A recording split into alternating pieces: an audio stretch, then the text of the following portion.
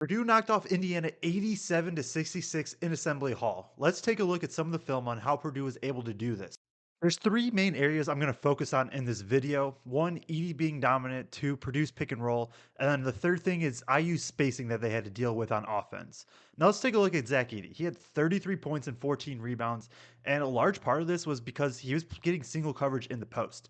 This first play we're going to look at right here is Purdue's very first possession of the entire game. So we get this little weird camera angle here, but essentially you're going to see right here as we paused is Edey just kind of has single coverage and a ton of space to work with. And as this cuts back to the normal camera, you can see that he catches the ball here. He's going to go to quick work with one-on-one coverage against Ware and get a bucket to go. It's going to be interesting to see if teams do give him single coverage from here on out because he has torched teams that have done it so far. So now with Purdue knowing that Edey's going to get single coverage, they're able to run a lot of sets to get him good looks. They run these often to get him good looks against double teams in that, but now it's even better against the single coverage. This first play right here is going to be called horns high low. So horns because you have two bigs up here and then two guys in the corner. And then it's just going to flow into a simple high low action. So you see Smith come off this screen here, this initial screen from Edey. And all that Edey's going to do is then just dive to the center of the paint. As this is happening, Gillis is going to step up and they're going to get a simple high-low action. It's a play they run a lot, and so you see here, Edey's already starting to make his move. Renew is doing a pretty good job of being physical and making Edey catch around this 10-foot mark. And also notice kind of the spacing elsewhere. I don't know exactly why IU was sticking on Ethan Morton in the corner and not providing help, but they weren't. And then Lance Jones up here is also occupying Trey Galloway's attention. So as this happens, simple high-low entry pass, and now Edey's just able to go to work and has a really, really good finish through contact there. It's a good look and one that Purdue takes every time, but also just a tough finish. This next play is going to be horns twist exit, and it's just going to be another way that Edey's going to get good positioning. Braden Smith does a good job finding, and so this is going to be horns. I know it's not exactly the same formation, but two bigs up top, and there's going to be two guys in the corner. Gillis is going to set this first screen. This twist action comes because Gillis sets one screen, and now Edey's going to come up and set this other one. And as this happening, you see Gillis here. He's just going to be cutting through to this corner right here next to Lawyer. So, thing to watch as Smith is able to come off of this screen. Notice Galloway gives him an under, and so they're trying to just keep the ball in front. But Galloway's a step late, and Smith can really get downhill. So now you have Renew, Ware, and Galloway right here in the paint for IU. But Gillis is going to be doing this exit screen that Lawyer's going to be setting. So honestly, Smith probably has Gillis if he wants it in the corner. But as all this is setting up, see Edey just kind of trailing the play. Ware gets caught a step or two down low. And now Edey's going to have really good positioning, gets the ball, is able to finish through some contact again. Now, there's plenty more examples that I could show of Edey just getting good positioning down low, going to work in the post, and scoring. And he did a lot of that. I am going to go with another play, though, that Smith creates to help Edey get open. And Edey just does such a good job with his pacing on these rolls and understanding where he needs to be. A really good connection with Smith. So Purdue does this kind of ram screen is what I call it. It's a screen into where Gillis is then going to come set up. And so as this happens, this turns into a double screen right here. Notice again, Indiana's giving Smith unders and they're just going under the screen. But with this being so low, at the last second, CJ Gunn decides he does need to go over, especially with what Smith can do shooting the ball. That is all Smith needs. And now he's able to turn the corner and get the step on CJ Gunn. And now you see here, right? Smith has CJ Gunn and Kel'el Ware on him, and he could go for this layup. Kel'el Ware's a very good rim protector. And so instead of that, Edey's in the right spot right here, and he knows he just has him to be able to throw it up and can get the slam. And Edey just combined his combination of both being able to be the roller and also be elite in the post up makes him just such a tough guard. So next I want to look at what Purdue did defensively that caused IU to have to take a lot of threes and just have to deal with a lot of spacing issues. IU hasn't shot the ball poorly lately, but they haven't always been able to be reliant shooters. They went 8 of 24 from 3 and only 19 of 41 from 2, in large part because Purdue just wanted to take away the paint. So this play right here is going to just show what Indiana had to deal with spacing wise. So you see here, looking for Renew in the post against Gillis, they are going to get him the ball. And right here, we're going to pause and look at this spacing. You have Gillis one-on-one. Edey's basically at the rim. He's hugging, or he's ready for a Ware dump off. Lawyer sagged in on Renew, ready to double. Jones is playing this gap, and Smith is playing this gap. So as soon as Renew doubles, Lawyer's going to come over, or sorry, as soon as Renew dribbles, Lawyer's going to come over and double. And now IU's going to be in a good spot, right? They're going to be putting Purdue into rotation, but because IU has guys that just need to be specifically catch and shoot guys, Lawyer makes a pretty good attempt. Look where he's at right now, and look where this ball's at, right? Smith's had to rotate. Lawyer's this one that's going to close out all the way over to Xavier Johnson in the corner.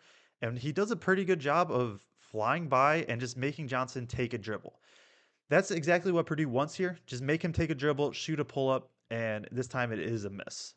Next play is going to just be another example out of the post that Purdue did to limit Indiana down low, force them to take threes. So it's going to start with an empty side pick and roll right here. CJ Gunn's going to do a pretty good job getting to this 15-foot mark, and you can also already just see already right here. Look at where Purdue's defenders are.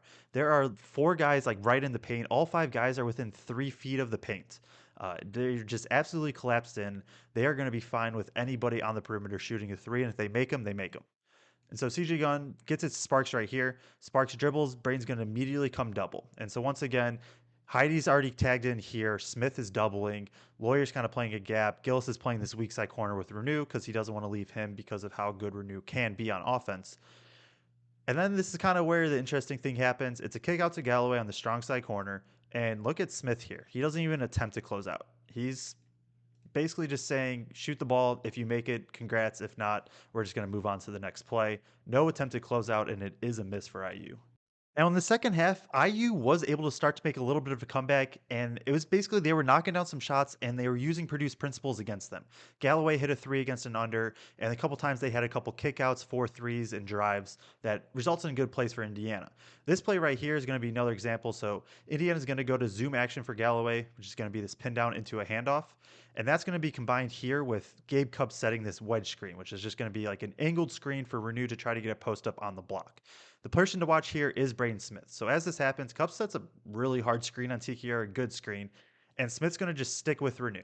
So you can see here again, once again, there's basically 3 guys in the paint and 2 guys right outside the paint for Purdue. Gabe Cups is going to leak out to the perimeter.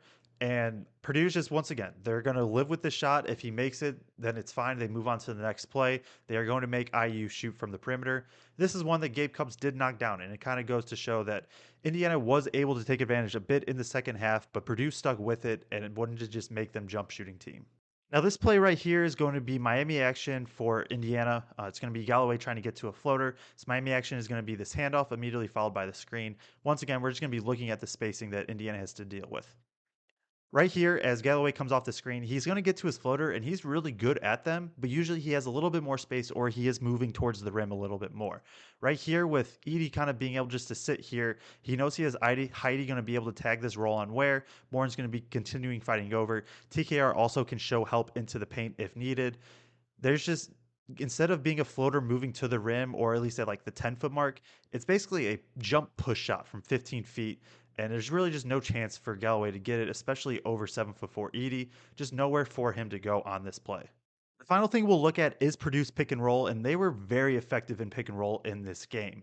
Purdue averaged 1.24 points per possession in pick and roll, and compared to that, IU only averaged 0.417 points per possession in pick and rolls. This play right here is just going to be a simple high screen. And notice right here how far out this screen is. So you're going to see Johnson, he's really pushed Jones out. Jones is going to get downhill. And it's just going to be a simple thing right here that Purdue did a lot. And it really alleviated some of this perimeter pressure and allowed the ball handlers to get a little bit more downhill. So this first screen happens. Johnson's going to go under because he is so far out away from the rim. And what's going to immediately happen is Edey's just going to rescreen. And so now look at where this rescreen happens. Instead of being pushed way beyond the perimeter, it's going to happen right at the 3-point line. Johnson once again is going to go under. And that's just because that was kind of their game plan, force Lance Jones to shoot. But the thing with Lance Jones is he's willing to shoot.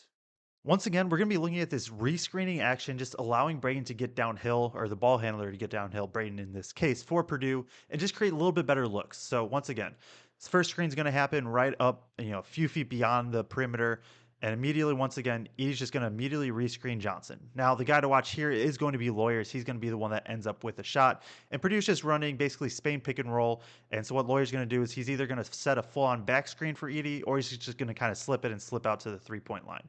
So now look at where this screen is once again. It is at the 3-point line, a normal pick and roll, not pushed out like IU wants. So you see again, Lawyer's kind of setting this back screen and he's going to slip out. Gabe Cupps is looking to show, so this might have tried to be a switch for IU if they were able to communicate Johnson getting out to Lawyer, and that's eventually what's going to kind of happen, but it's just going to be late. So Cupps wants to switch. Johnson's still stuck on the ball here. Edey's going to roll, take Sparks with him, and that's going to leave Lawyer wide open for three as he went 4 for 4 this game.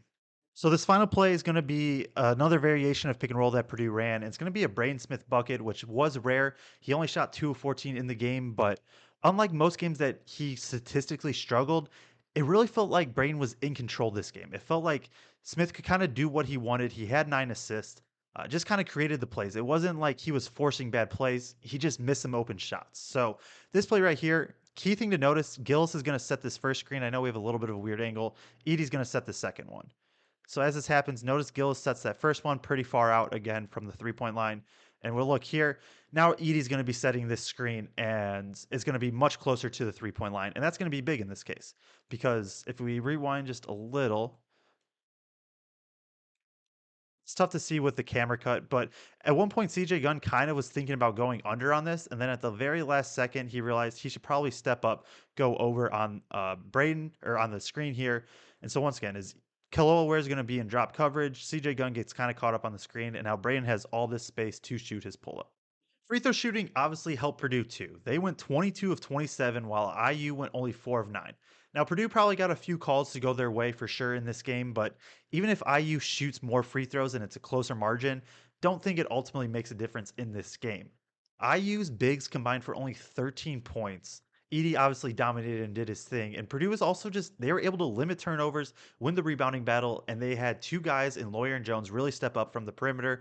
Combined with Smith, although he had a poor shooting night, was really able to command the offense and dictate a lot of good shots for Purdue. Purdue was pretty just dominant from start to finish. Now IU does have a lot of work to do to make the tourney. Click here to see how Illinois was able to beat Michigan State.